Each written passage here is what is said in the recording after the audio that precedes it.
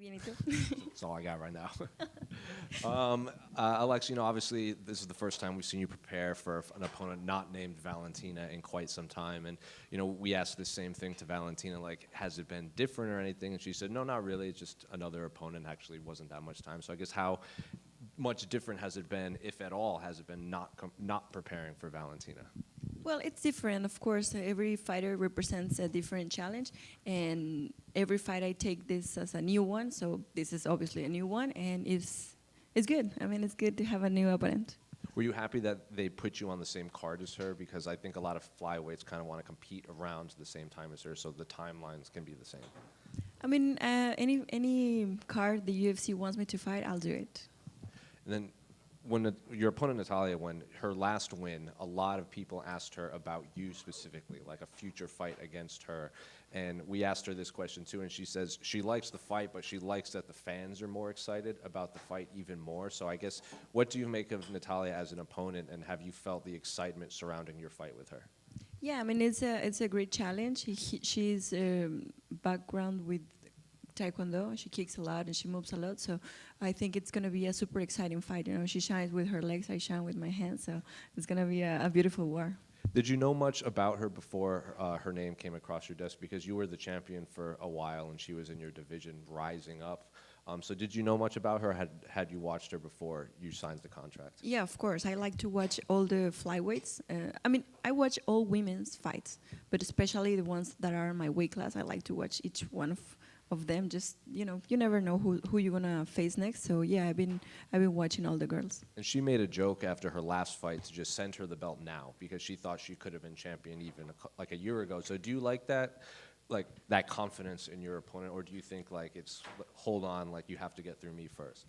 Well, I'm not in her shoes. I mean, anyone can say whatever they want.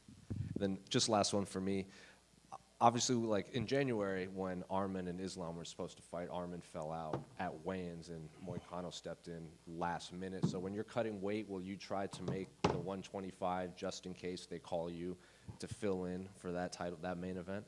I mean, I don't think they're going to need me. They're both super professional. Manon has been waiting this opportunity for so long. And Valentina is super professional. I'm pretty sure they're going to make weight. How do you see that fight playing out, by the way? It's an important fight, an interesting fight. Both of them are southpaw, and Manon is natural southpaw.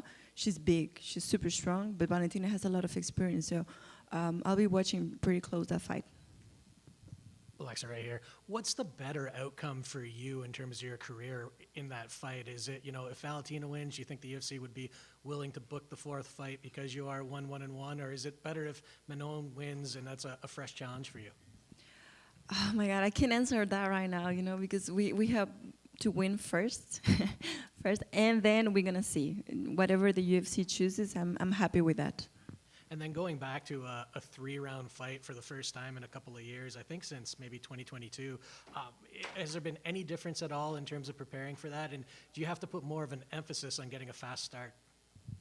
Well, it's different, of course, 3 rounds compared to 5 rounds. It's different kind of speed of fights and requirement from your energy. But we're ready 3 or 5, no matter what. Our training is always hard. Thank you. Thanks. Alexa, right here. Alexa obviously fought last time in the Sphere in Las Vegas. Quite the experience, I would imagine. Not what you would have been used to in comparison to other fights. Did the whole experience kind of maybe take away from your performance, in your opinion? Or like, the distraction of the graphics and the big screen and kind of a different look overall? No. It wasn't my night. It was a bad night for Mexico. And I mean, I just came back to the gym as soon as possible and trained hard again. Thank you. Alexa, Omar Guardado, Dimensión Latina. Antes que nada, un placer. Bienvenida aquí a Montreal. Gracias. Espero que vayas a aprovechar de tu estadía.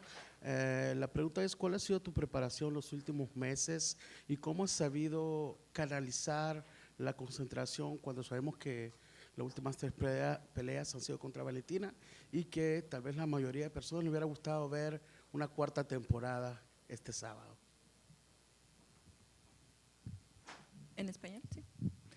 Bien, pues me siento muy contenta, gracias. Es la primera vez en Canadá, un nuevo oponente y pues estoy muy contenta. Entrenamos súper fuerte, cada peleadora representa un reto distinto, entonces estamos listos para todo. Alexa, this is your, you had that legendary trilogy with Valentina there. You made the rise to the top, accomplished things that every fighter gets in the sport to do, right? So now that you're on the back end of that and trying to be one of those people that becomes a two-time champion, how has that changed your mindset? And I guess what have you learned through the first experience rising to the top that you're taking into this one? Oh my God, it's always like climbing a new mountain, no? You get to the top and you realize that there's another one and another one. And I'm just, it's good to be like contender again, to try to fight for that place. And yeah, I mean, just training super hard. Thank you.